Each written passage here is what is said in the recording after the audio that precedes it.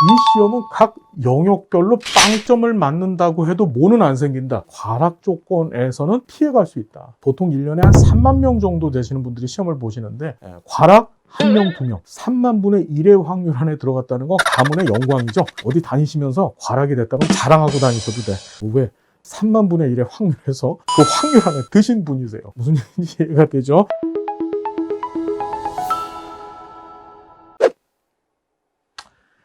여러분 대단히 반갑습니다. 2023년에 시행되어질 제21회 사회복사 1급 시험을 준비하실 우리 귀하고 멋진 선생님들 너무나 반갑습니다. 오늘은요, 우리 사회복사 1급 시험이 어떻게 구성되어져 있는지 이 시험 제도에 관한 얘기를 잠깐 나눠보는 시간 가질 겁니다.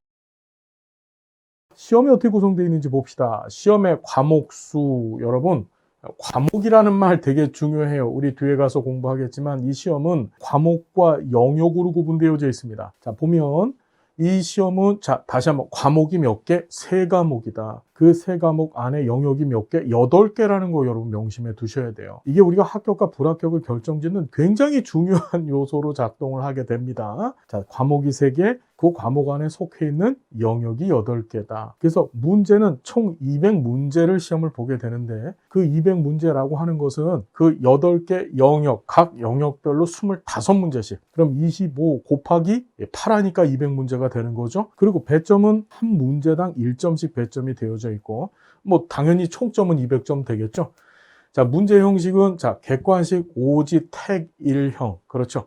쉽게 얘기한다면 오지선다형으로 봅니다. 주관식 필답형 문제는 있다 없다는 거죠. 자, 이렇게 보시면 되고요. 그럼 시험 과목 및 시험 시간이라고 되어져 있는데요. 이 시험은요, 일반 수험자와 그 다음에 이제 특별히 시험 시간을 연장해주는 특별 수험자로 구분이 되어져 있어요. 이 특별 수험자 분들은 누구냐? 주로 이제 장애를 갖고 계신 분들이 이 특별 수험자에 해당이 되어집니다. 잠깐 봤더니 1교시가 1과목이라고 보시면 돼요. 앞에서 말씀드린 것처럼 이 시험은 과목이 몇 개? 3개라고 말씀을 드렸잖아요. 그 과목의 이름이 사회복지기초입니다. 지금 과목 영역 제가 반복해서 말씀드리고 있죠. 이것이 이제 굉장히 중요한 기능을 한다라고 뒤에 가서 다시 설명을 드릴 겁니다. 이 사회복지기초라고 하는 과목이 50문항인데 인간행동과 사회환경 사회복지조사론이라고 하는 2개 영역이 이 하나의 과목을 구성하고 있다. 그 각 영역별로 25문항씩 시험을 보고 앞에서 잠깐 말씀드렸던 것처럼 각 문항이 1점씩 배점이 된다 그랬잖아요. 그렇죠. 합해서 50문항 50점 배점이 되어지고, 입실 시간, 시험 시간 나와 있는데 보통 시험은 9시에 입시를 해서 9시 반부터 해서 50분 동안 시험을 보게 됩니다. 즉, 한 개 문항당, 한 문제당 몇 분씩 시험이 배정이 되는 거죠. 1분씩 배정이 되어지는 것이죠. 한 문제 푸는데 1분? 굉장히 시간이 촉박하네. 촉박할 수 있습니다. 하지만 우리가 그 촉박함을 극복하기 위해서 이 시험 준비 과정 중에 제가 드리는 미션대로 공부를 해주신다면 절대로 촉박한 느낌, 촉박한 분위기, 촉박한 상황에 당하지 않는다는 거. 여유롭게 잘 시험을 보실 수 있다는 거 제가 여러분들 확신을 드리겠습니다. 휴식 시간이 있는데 시험 10시 20분에 끝나잖아요. 그럼 20분 동안 시험 휴식 시간을 갖게 되고, 2교시가 이제 두 번째 과목인데 그 과목의 이름이 뭐냐? 사회복지 실천이라고 하는 과목입니다. 여러분, 실천론이 아니고 실천이에요, 과목 이름이. 여기는 75문항을 시험을 봅니다. 그리고 요 안에 3가지 영역이 들어있죠. 사회복지 실천론이 있고, 실천 기술론이 있고, 지역사회 복지론이 있습니다. 각각 25문항씩 하니까 그게 몇 문항? 75문항이 된 거죠. 얘도 입실 시간이 휴식 시간 20분 끝나고 나서 10시 40분에 입시를 해서 한 문제당 1분씩 시험 시간이 주어진다 그랬죠. 그러다 보니까 총 75분 동안 시험을 보게 됩니다. 휴식 시간이 12시 5분부터 12시 25분까지 해서 20분 주어진다고 했는데요. 이거는 요번 20회 시험 같은 경우는 이렇게 진행을 했습니다. 이건 어떤 얘기냐면 우리 점심시간, 밥은 먹어야 되잖아요. 그죠?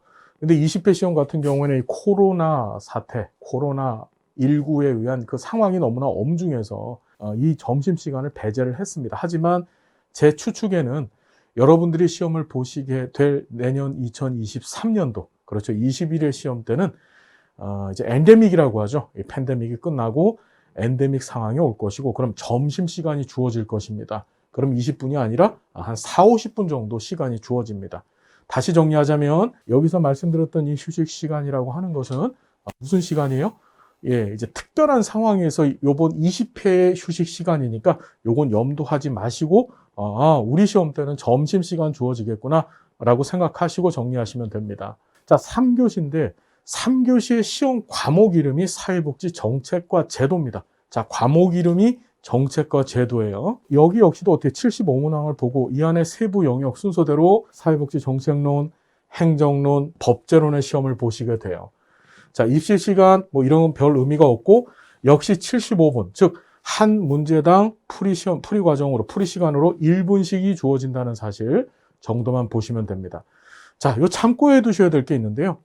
시험 관련 법령 등을 적용해서 정답을 구해야 되는 문제는 시험 시행일, 현재 시행 중인 법령을 기준으로 출제를 하게 되어져 있어요. 21회 시험의 예정일을 2023년도 2월 4일쯤으로 보고 있습니다. 제가 예정일을 얘기하고 나서 틀린 적이 단 한 번도 없었습니다. 항상 이렇게 시험 과정에 대한 공고를 하는데요. 보통 명절 시작 전에, 명절이라는 게 설날이죠. 설날 시작하기 전에, 설날 전에 전주 토요일 날 시험을 보는 게 일상적인데 2023년도 달력을 봤더니만은 설날이 1월 달 굉장히 빨리 있더라고요. 예, 빨리 시작이 됩니다. 그러다 보니까 2월 4일쯤에 아마 시험을 보게 될 것이다. 제 예상을 믿어 주십시오, 여러분.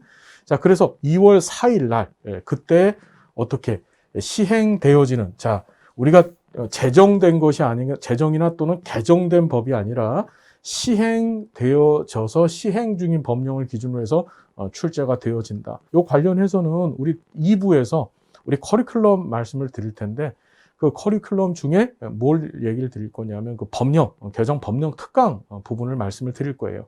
이것도 걱정하지 마시고 여러분들 이제 강의에만 그리고 커리큘럼에만 집중을 해주시면 되더라. 자, 시험 과목 및 시험 연장 수험자, 이게 특별 수험생들이라고 보시면 돼요. 앞에서 말씀드렸던 것이. 보통 장애를 갖고 계신 우리 선생님들이신데 1.2배, 1.5배, 1.7배 시간 연장 코스가 있기 때문에 혹이나 그런 장애를 갖고 계신 선생님들께서는 이런 연장 패키지를 좀 이용해 보시는 것도 방법이 되어질 수 있고 이용하셔야 되겠죠. 그죠?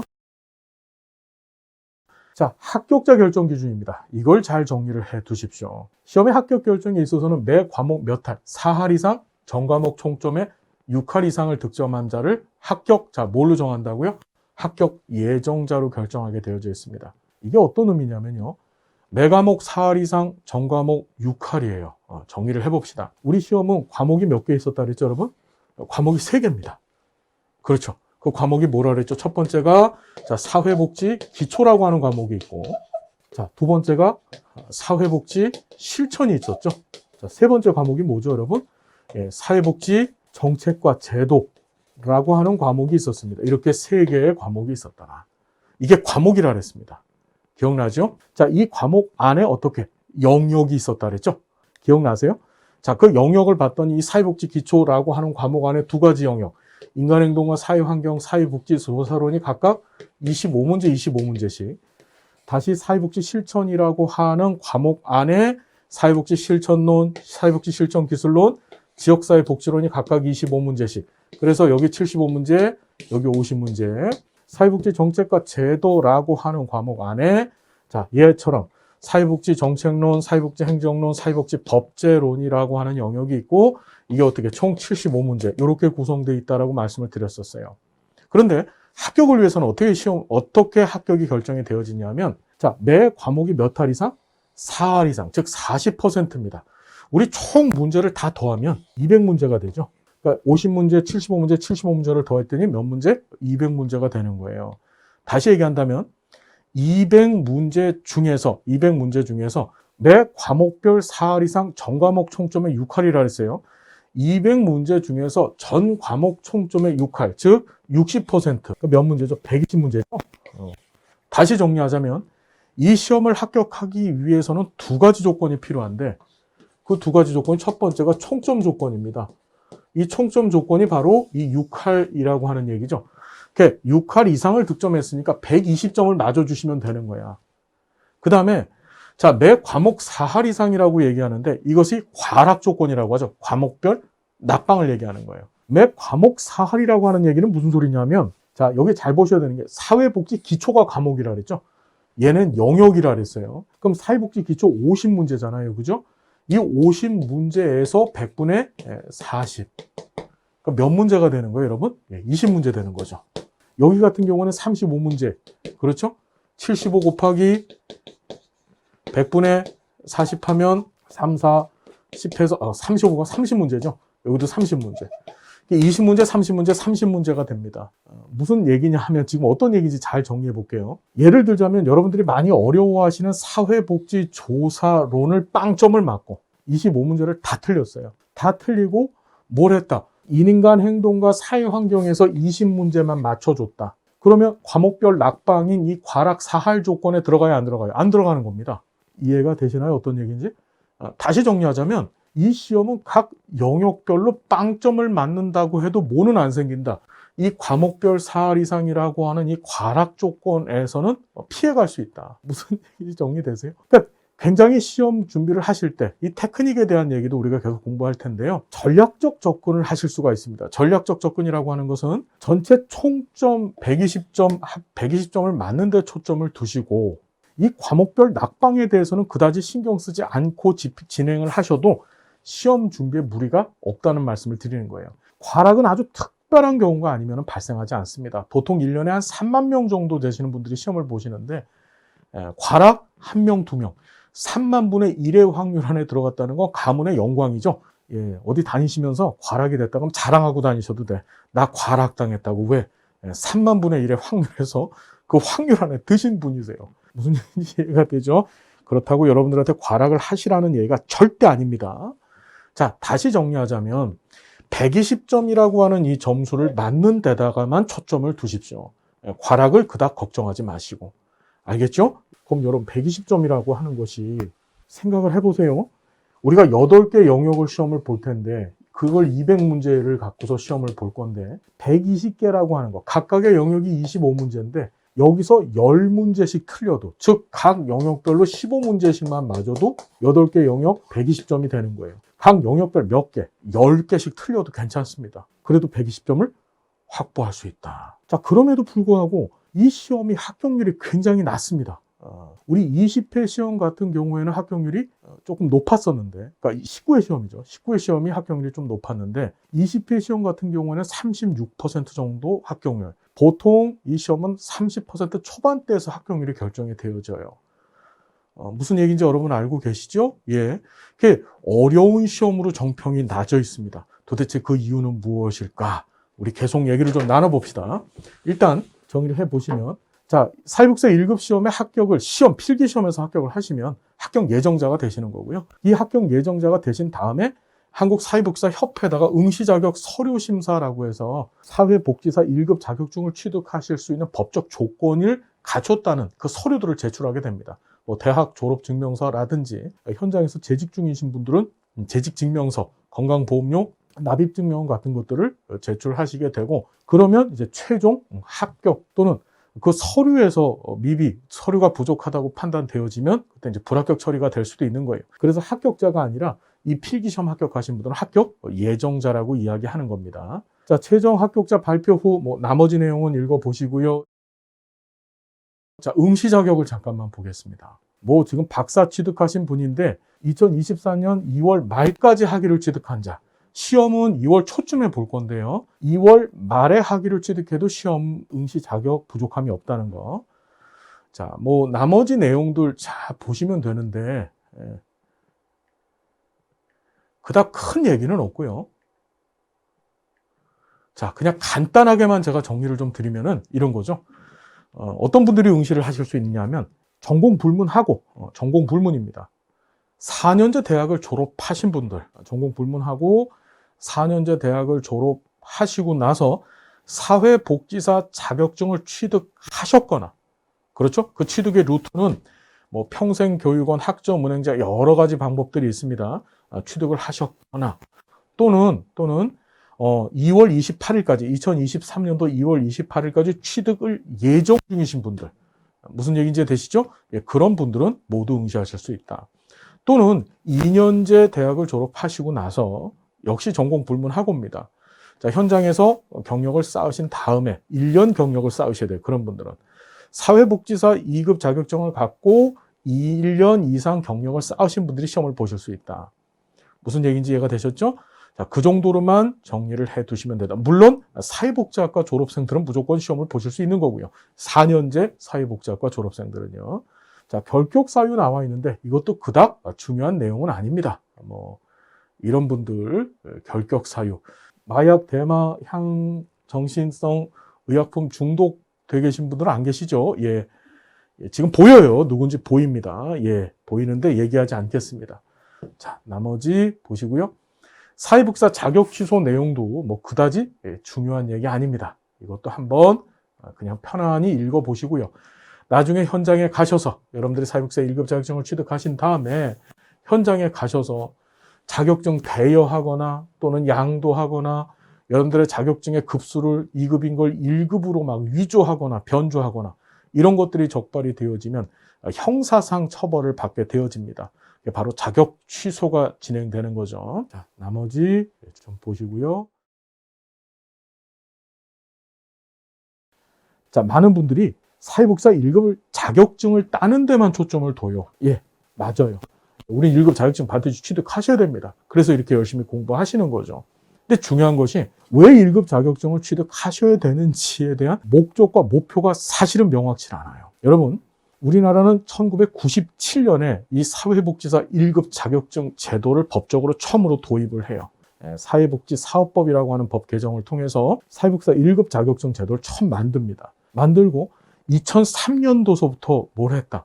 제1회 시험을 치르기 시작했습니다. 그리고 2023년도에 21회 시험, 여러분들이 그 시험을 보시게 될 거예요. 그러면 국가가 왜 이 시험 제도를 도입을 했을까요?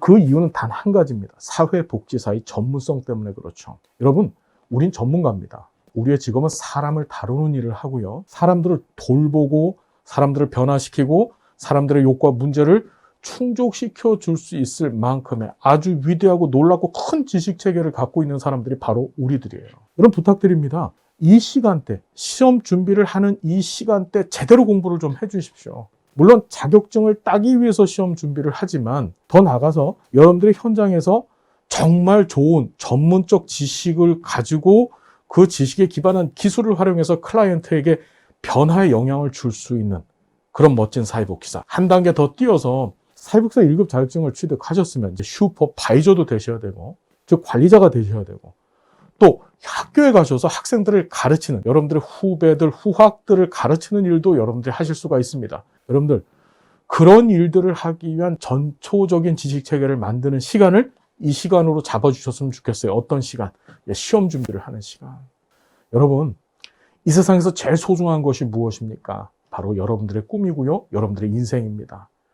여러분들에게 주어진 시간, 1시간, 1분 1초를 아껴가면서 최선을 다해서 공부해 주시고 사회복지사의 길에 들어서셨으니 이 길에서 어떻게 최고가 되어 주십시오. 그 최고가 되어지는 그 첫 번째 길목에서 바로 사회복지사 1급 시험 준비를 체계적으로 잘 해주시기를 진심을 다해서 바라겠습니다. 자, 시험 준비를 시작하시는 그 시점부터 시작해서 자, 시험에 합격해서 또 사회복지사로서의 멋진 꿈을 이뤄 나가시는 그때까지 제가 함께 하겠습니다. 감사드리고요. 우리 강의 시간에 행복한 모습으로 또 만나 뵙겠습니다. 여러분 고맙습니다.